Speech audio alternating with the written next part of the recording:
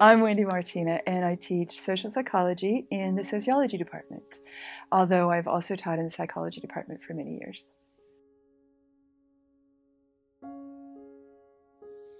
I like to oftentimes assign a basic text, but then assign supplementary materials that bring the text alive in a way that a textbook cannot always achieve, since it's trying to cover theory and the basics. So let's say in the death and dying class, for instance, we've got a marvelous textbook on death, society, and human experience, but then they read Audre Lorde's book, The Cancer Journals, which is her journals, literally her journals, as she was diagnosed with breast cancer, and as she made the decisions that are very sociological in nature about whether to get surgery, whether to have a mastectomy, whether to wear a prosthesis, and what it means politically to be diagnosed with breast cancer in modern American society, all the implications of that. She also writes very personally what it is to confront fear of death, terror, courage, and so it works for the students not only as a sociological book, but also as one that allows them to investigate their own attitudes towards what we imagine as being far more terrifying than it actually is when we face it. What I mean by that is that we have more capacity to face difficulty than we ever imagine ourselves having.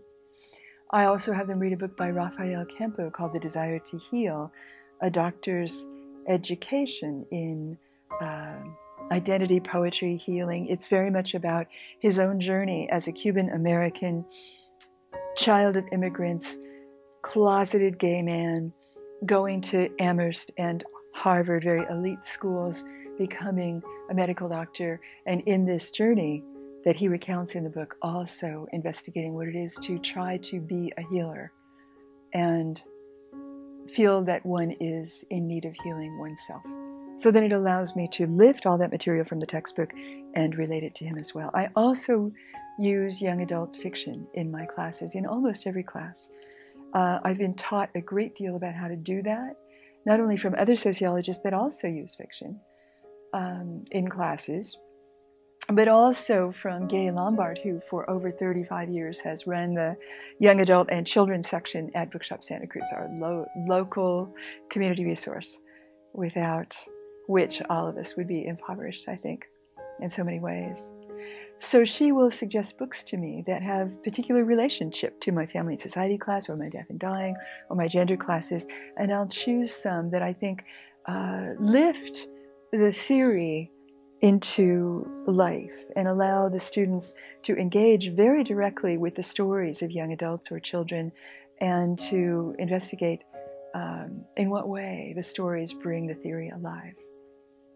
What happens is that many students then discover that they learn to love reading again, ironically, and start to read more adult books. I also use adult fiction in social psychology. I go from Neil Postman's Amusing Ourselves to Death, which is a prescient book that he wrote in 1985 about our being distracted infinitely by the trivial rather than focusing on the fundamental, all of which came to pass. I go on then to read Brave New World, have them read Brave New World by Aldous Huxley, written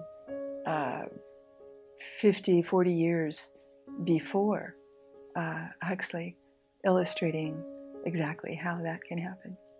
So it brings literature alive. I also begin every class session with a quote that I put on the board, or now put on the overhead, that they can copy down, and now I post on eCommons as well. And over the years, when I hear from students, many say, what really stays in my mind about the class was all those quotes of the day. It made me learn to love quotation and literature. Yes, I like to assign topics that create the opportunity for people to think, rather than to simply reiterate what I've said. If I ask them to write about some of the readings I try to have those papers due before I talk about those readings, because otherwise what I find is that I'm reading papers that are reflecting back what I've said. Received wisdom, right? What I really enjoy is having students think on their own and engage with what the material means and what it means to them, which is two different things. I mean, what does it mean generally? How do they understand the material? That's critical and crucial. But what's also critical and crucial is, what does it mean to them? What do they see themselves doing with it? What use can they make of it? So applied psychology, applied social psychology, applied sociology has been part of my motivation really from the start, to motivate my own motivation to read and to write, but also to motivate them to do the same. One of the ways that I create engaging, what the students think are engaging writing assignments, is to take the learning outside of the classroom into, not what, I never call it the real world, because I consider it to be the real world inside my classroom too, but outside into the extended tendrils of their lives. So talk about history of the family in terms of interviewing an ancestor of yours. Talk about the multiculturalism in family and society that we see by doing an oral history or an interview with a family member. And develop the questions and send me a prospectus first that identifies the questions you're going to ask, and then do that interview and write what you learned. That's one that's very valuable and engaging. I did that in sociology of men too. Interestingly enough, there's usually more women in that class than men. Women are very interested in men, in learning about men. Men are very interested in learning about themselves, but there's a little bit more of a barrier, I think, that they have to overcome to get into the room. So, extraordinarily, by writing papers of this format where women go to interview the men they're living with, or their father, or their brothers, their grandfathers, they find their empathy towards men's experience in this culture, how much pressure they're under, how much constraint they feel, is expanded 100-fold, 1,000-fold. They remember writing those papers. And they have to talk to people in person. This is not a Skype or an internet thing, unless Skype would be the next best if their distance prohibits them being in person. I also, with the young adult literature that I require, I give the option of having the student write in the voice of the person in the book. And imagine that this person, let's say it's a young adult book about a child that's been lost in the foster care system, bounced from home to home to home to home. Imagine that that child ends up taking Family and Society years later, and write in the voice of that person what they're learning from this class. And that's a very imaginative assignment that brings out a creative voice that many students don't think they have.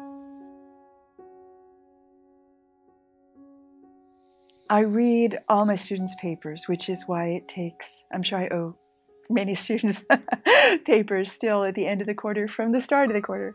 From the start of the year, because my classes have gotten larger and larger. That's part of the state of the art at UCSC.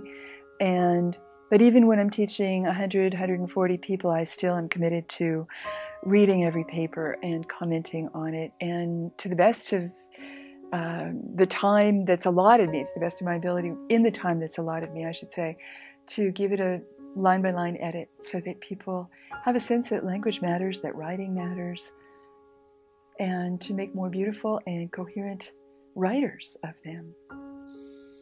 So it matters a lot to me, the word, the spoken word and the written word. And when I reach the point where I stop reading student papers, then I think it's time that I stop teaching as well. People find themselves quite often enjoying writing more in my classes, I've been told, so often because they're writing about what matters to them. And they know it's being read. And they know even if I'm just writing a few lines on the paper, that's much better than just a check mark.